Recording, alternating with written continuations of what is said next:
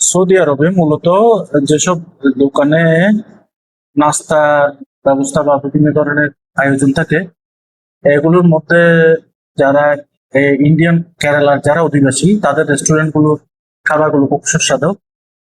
আজকে আমি তেমন একটি রেস্টুরেন্টে খেতে আসলাম সৌদি আরবের আসির প্রদেশের পাহাড়িক নামক জায়গায়।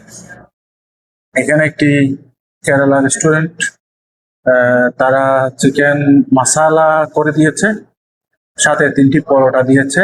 দাম হচ্ছে 12 রিয়াল। আমি একটু অন্যদেরকে একটু দেখাই।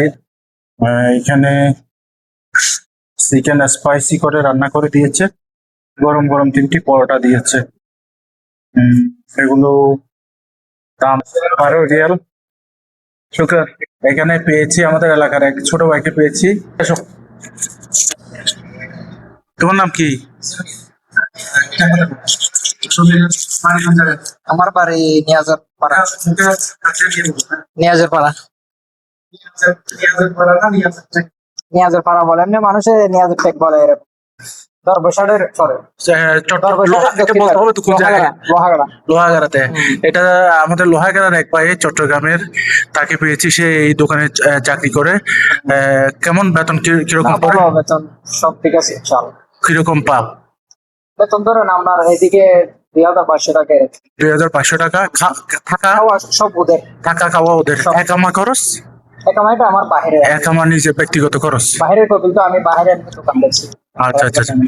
তাহলে থাকা খাওয়ার বাইরে 2200 টাকা স্যালারি, এবং একামা খরচটা নিজের থেকে দিতে হয় আর কি। আমি এখানে কপালা হচ্ছে না, কপালা হওয়ার জন্য করছি। আমি বাইরে ব্যবসা করার জন্য আচ্ছা আচ্ছা আচ্ছা বাইরে ফায়দা দিয়ে বাইরে দোকান দেখছে।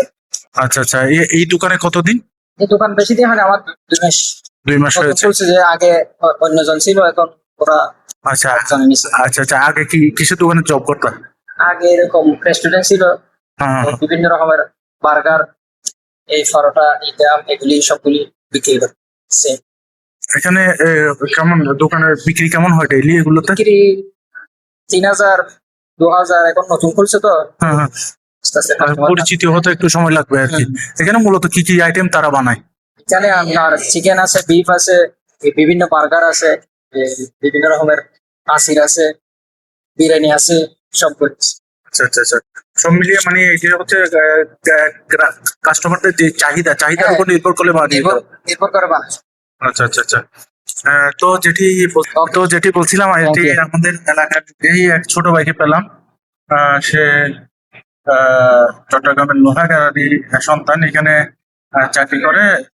যেমনটি শুনলেন, 2200 রিয়াল সে বেতন পায়, পাশাপাশি থাকা খাওয়া পায়। কিন্তু ওই যে কফিলের যে খরচগুলো, ওই খরচগুলো তার নিজের থেকে বহন করতে হয়। এটি সৌদি আরবে যদি বৈধভাবে থাকলে মোটামুটি টেনশন করা লাগে না, একটু ধৈর্য ধরলে একটা নির্দিষ্ট জায়গায় পৌঁছানো যায় আর কি।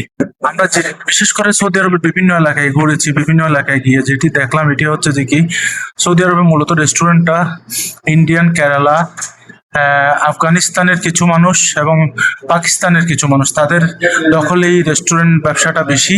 বাঙালিদের কিছু রেস্টুরেন্ট আছে বড় বড় শহরগুলো, তবে ম্যাক্সিমাম রেস্টুরেন্টগুলো মূলত এই যে কেরালা, পাকিস্তানি এবং আফগানিস্তানিদের উপর দখলেই আছে। রেস্টুরেন্ট ব্যবসাটা এখানে আসলে একটু জমাতে পারলে মোটামুটি ভালো ধরনের ব্যবসা হয়। তো এখনকার মতো বিদায় নিচ্ছি। আসসালামু আলাইকুম ওয়া রাহমাতুল্লাহ।